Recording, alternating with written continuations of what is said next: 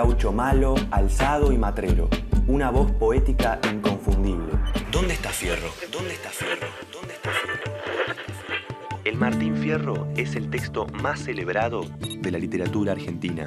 Se trata de una historia contada en 2 poemas. El gaucho Martín Fierro es el relato de las desventuras de un gaucho maltratado por el Estado y perseguido por la ley. La vuelta de Martín Fierro es la segunda parte, en la que aquel gaucho rebelde vuelve a sus pagos ya amansado, dispuesto a ver si lo dejan trabajar.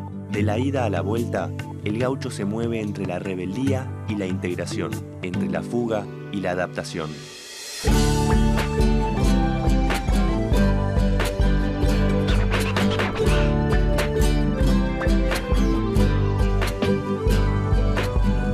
Capítulo de hoy. La voz de José Hernández. ¿Quién fue José Hernández, el autor del Martín Fierro? Cientos de plazas y calles de todo el país llevan su nombre, pero no nos dicen nada de él. José Hernández es una celebridad de la literatura argentina, pero su vida fue mucho más que una obra literaria. José Hernández nació en el actual partido de San Martín, provincia de Buenos Aires, en 1834. José era el segundo hijo de Pedro Pascual Rafael Hernández y de Isabel Pueyrredón. Los Hernández y los Pueyrredón eran familias distinguidas de Buenos Aires, pero los Pueyrredón apoyaban a los unitarios y los Hernández a los federales rosistas. La vida de José Hernández evidentemente tiene muchísimo que ver con el federalismo argentino, ¿no? Porque el federalismo es un proyecto de ordenamiento del país que, por supuesto, le resta importancia a la centralidad de Buenos Aires, por la cual optan en buena medida los unitarios, pero además el federalismo es una sensibilidad. Y es una sensibilidad que se diferencia de la sensibilidad de los unitarios y de las clases altas, fundamentalmente de Buenos Aires. Sensibilidad, la de los federales, que los lleva, entre otras cosas, a tener una enorme empatía con los gauchos, con la cultura gaucha. Yo soy toro en mi rodeo y torazo en rodeo ajeno. Siempre me tuve por bueno y si me quieren probar, salgan otros a cantar y veremos quién es menos. Hay que recordar que es un hijo de una Pueyrredón, es decir, de la oligarquía, la aristocracia un poco sanisidreña. Y por el otro lado, el padre de él había sido mayordomo de una estancia de Rosas, de manera que él está como en una posición que yo llamaría crítica. En 1845 se fue a vivir al campo con su familia, donde asimiló el lenguaje y la cultura rural. Allí en el campo se gestaron los profundos conocimientos de la vida gaucha y su amor al paisano. Las 2 doctrinas políticas del linaje de Hernández eran las mismas que dividían al país. En esas diferencias familiares están representadas las batallas políticas de la época. El contexto en el que se produce el Martín Fierro es el momento en que lo que podemos llamar la Argentina moderna está empezando a tomar forma. Y todavía tiene todas las rémoras de las guerras civiles, de las luchas entre Buenos Aires y el interior, los caudillos, etcétera, ¿no? Hay que tener en cuenta todas estas circunstancias que hacen como una situación en la que, por un lado, empiezan a surgir instituciones. Hay que recordar que es el momento en que Sarmiento empieza a inventar todo el país y que crea la educación y esto. Y por el otro lado, el sector campesino, llamémoslo campesino, son los gauchos, y todavía la amenaza para estos proyectos de expansión económica y capitalista que se están empezando a dar a los indios, que ocupan gran parte del territorio. Pero en 1852 ocurrió la batalla de Caseros, en la que murió su tío, y fue entonces cuando Hernández decidió intervenir en las luchas nacionales. En Entre Ríos, la causa de Hernández fue la de los paisanos y estuvo orientada contra los abusos de la política porteña. Fundó en Paraná el diario El Argentino, donde denunció el asesinato de Chacho Peñalosa, el caudillo riojano perseguido por orden de Sarmiento y ejecutado luego de haberse rendido. Me gusta pensar en el texto que le dedica a Ángel Vicente Peñalosa y a sus gauchos que habían sido asesinados por las tropas del Ejército Nacional en 1963. Ahí se muestra esa maravillosa sensibilidad hacia los caudillos, hacia los gauchos. Vio cómo los gauchos eran maltratados, forzados a enrolarse en el ejército de fronteras, obligados a votar por el gobierno y cómo les expropiaban sus bienes. Hernández y 3 años después Sarmiento publicaron un libro sobre Chacho Peñalosa, pero Hernández lo describió como el general de la nación y Sarmiento como un montonero.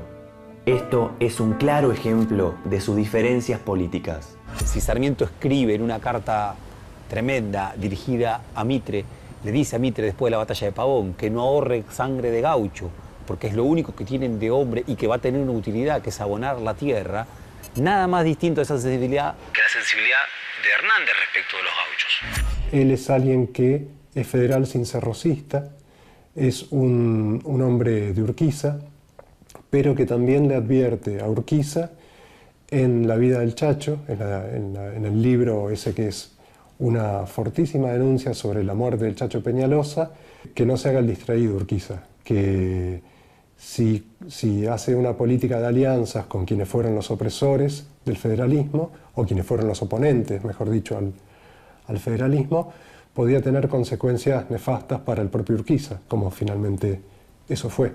Y sepan cuántos escuchan de mis penas el relato, que nunca peleo ni mato, sino por necesidad, y que a tanta adversidad solo me arrojó el maltrato. Y esa posición crítica hace que él milite durante un tiempo con López Jordán y con los caudillos, López Jordán fundamentalmente en la provincia de Entre Ríos, ¿no? Comprometiéndose en acciones concretas, tanto que tiene que exiliarse en un momento determinado, se va al Brasil, ¿no? Al parecer, según muchos críticos, ese exilio en Brasil es lo que le permite pensar en qué está pasando en el país y en este orden de problemas y le da, digamos, una respuesta simbólica. La respuesta simbólica es escribir el Martín Fierro. Lo escribe en soledad, se duda, algunos dicen que lo escribió estando en Entre Ríos exiliado, otros que ya había regresado a Buenos Aires y que lo había escrito en un hotel que quedaba en la calle hoy Leandro Alem. Hernández regresó a Buenos Aires en 1872, se alojó en el Hotel Argentino frente a Plaza de Mayo y escribió El gaucho Martín Fierro. El Martín Fierro es un poema de un carácter muy crítico, donde indirectamente está poniendo los problemas principales de ese momento que él siente que son los propios del país. ¿Qué pasa con los gauchos? ¿Qué pasa con el ejército? ¿Qué pasa con las instituciones? ¿Qué pasa incluso con los indios? En 1873, López Jordán es derrotado por Sarmiento y esto lleva a Hernández a exiliarse en Montevideo, regresando de manera definitiva a Buenos Aires recién en 1875, cuando se establece la política de reconciliación nacional. Termina con las cuestiones, digamos, del caudillismo y ya se incorpora directamente a la vida orgánica de un país que ya está bastante más organizado. Hay un Congreso, hay presidente, hay ejército, hay una cantidad de cosas que son las cosas que hacen en el país que conocemos, ¿no? Desde el Partido Autonomista, Hernández predicó unión, orden y progreso. No hay otra posibilidad de acción que convivir y participar y compartir. Y bueno, y así lo hace, y eso es lo que toda la crítica que se puede leer lo reconoce en los famosos consejos a los hijos de la vuelta, ¿no? Hay que ser ordenado, no se puede ser matón ni criminal, hay que ser considerado, en fin, hay que trabajar, hay que hacer una cantidad de cosas que en la ida no están presentes para nada, ¿no?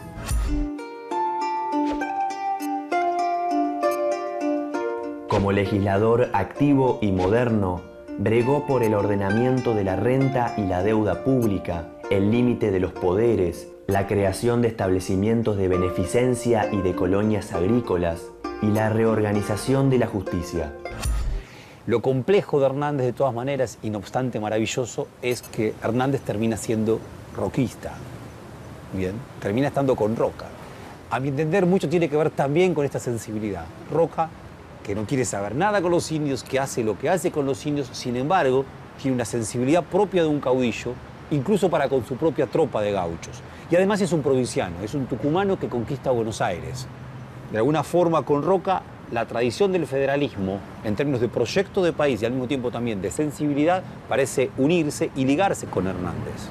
Como su gaucho, Hernández fue y volvió. Y luchó contra la injusticia al modo de su época, con la espada y la palabra.